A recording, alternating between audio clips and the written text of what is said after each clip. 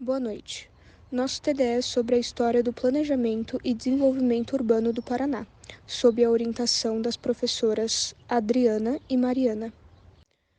1912 e estruturação. O plano de governo de Carlos Cavalcante, em 1912, destacou a modernização do Paraná e de sua capital, Curitiba, como prioridades.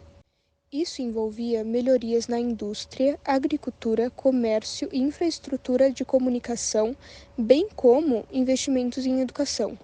O objetivo era impulsionar o desenvolvimento econômico.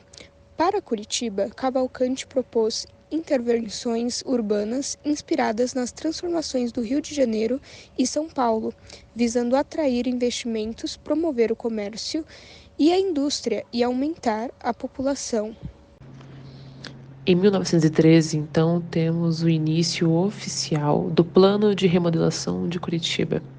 Ele marca o início do que seria o primeiro planejamento urbano da capital paranaense. Ele foi desenvolvido por dois engenheiros que tiveram extremo destaque na governança do Paraná, que é o Carlos Cavalcante, que foi de fato governador do Paraná, e o Cândido de Abreu, que foi prefeito da cidade de Curitiba.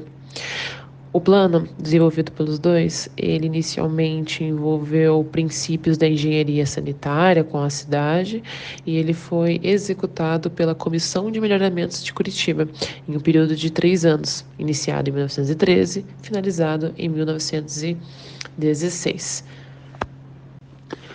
O plano por si só ele era extremamente completo. Ele envolvia tanto a parte sanitária da cidade, como também realizar análises das problemáticas que envolviam o município, organizar a expansão territorial e também envolver a parte estética da cidade, como também modernizar e urbanizar de fato as ruas e o que seria então a capital da cidade. Foram desenvolvidas também construções de edifícios mais sofisticados e a valorização das áreas verdes da cidade. Ocorrera também um grande esforço para melhorar a higiene pública da cidade, com a criação de mercados públicos, estruturação de serviços de saúde e a normatização da comercialização de alimentos. Ora, todos esses feitos desenvolvidos por ambos, governador e prefeito da cidade de Curitiba, desenvolveram então um projeto que inicia a Curitiba mais moderna e progressista.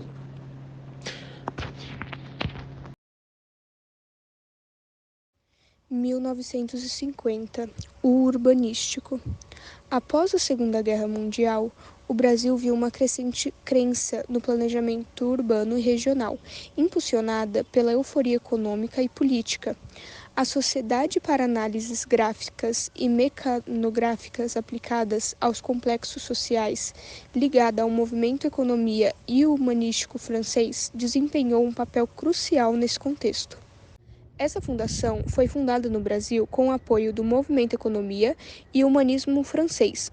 Surgiu como um órgão de assistência técnica que contribuiu para o debate sobre desenvolvimento, modernização do Estado e planejamento territorial nas décadas de 1950 e 1960. Seu início foi marcado pela atuação de Louis Joseph, que trouxe para o Brasil as ideias de desenvolvimento harmônico centrado nas necessidades humanas. A aproximação com o país ocorreu através de contatos com líderes religiosos, intelectuais e empresariais. Consolidou-se com a fundação em 1947. Essa fundação para o governo do estado do Paraná, realizada no contexto da Comissão Interestadual de Planejamento Urbano, foi significativa para o desenvolvimento regional durante a gestão de Ney Amintas, que ocorreu de 1961 a 1965. A fundação foi contratada para executar um estudo semelhante ao realizado em São Paulo em 1955, destacando-se a participação ativa de Leibniz nos estudos. Em síntese, a Fundação desempenhou um papel significativo no desenvolvimento do planejamento territorial no Brasil, trazendo contribuições teóricas e metodológicas que influenciaram o debate sobre o desenvolvimento econômico-social no país. Sua atuação e outros órgãos governamentais foi fundamental para a formulação de políticas públicas voltadas para a redução das desigualdades regionais e o fortalecimento da infraestrutura nacional. A década de 60, ela marca uma grande positiva consequência do desenvolvimento e planejamento urbano que antecedeu, né, nos anos anteriores na cidade. Aqui, em 1966, nós temos a criação do Plano Diretor. E ele é um marco significativo para a cidade de Curitiba, porque ali desenvolve o primeiro foco do uso do solo, da construção de ruas, o transporte coletivo e a visão da circulação das pessoas na cidade. E esses foram os principais pilares do planejamento urbano nesse ano. Nos anos que sucederam a criação do Plano Diretor, tivemos diversas leis de zoneamento urbano sendo promulgadas, refinando e desenvolvendo de uma maneira melhor a noção de zona urbana e os parâmetros urbanísticos, entendendo de fato a necessidade que aquela sociedade mais mecanizada precisava.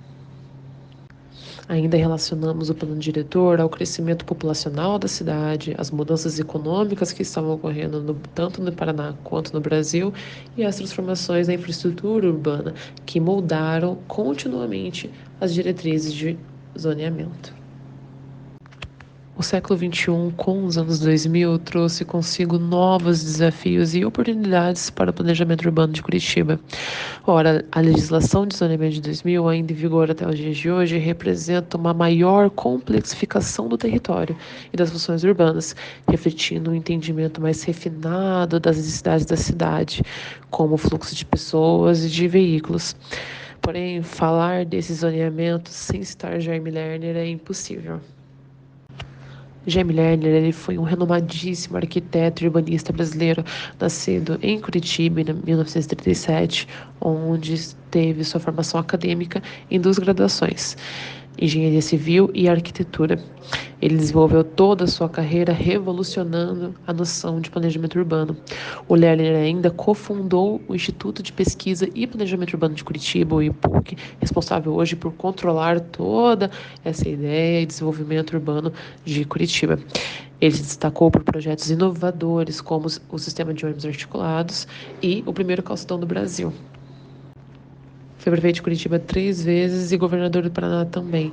Ele deixou um legado significativo na noção de urbanização e sustentabilidade. Infelizmente faleceu em 2021, porém deixando um grande destaque na cidade de Curitiba. Falando um pouco sobre esses feitos da arquitetura para Curitiba, ele desenvolveu o conceito de ônibus articulado com estações de tubo, a criação do primeiro calçadão do Brasil na Rua 15 de Novembro, a concepção de importantes espaços públicos como o Parque São Lourenço, Parque Barigui, o Teatro Paiol e a sede da Prefeitura Municipal de Curitiba. Também modernizou nos anos 1990 com a construção do Jardim Botânico, a Rua 24 Horas e a Ópera de Arame. O reconhecimento e aplicação de seus conceitos em várias cidades pelo mundo, e também materializou de sonhos coletivos através de valorização dos espaços públicos, transporte coletivo e pedestres.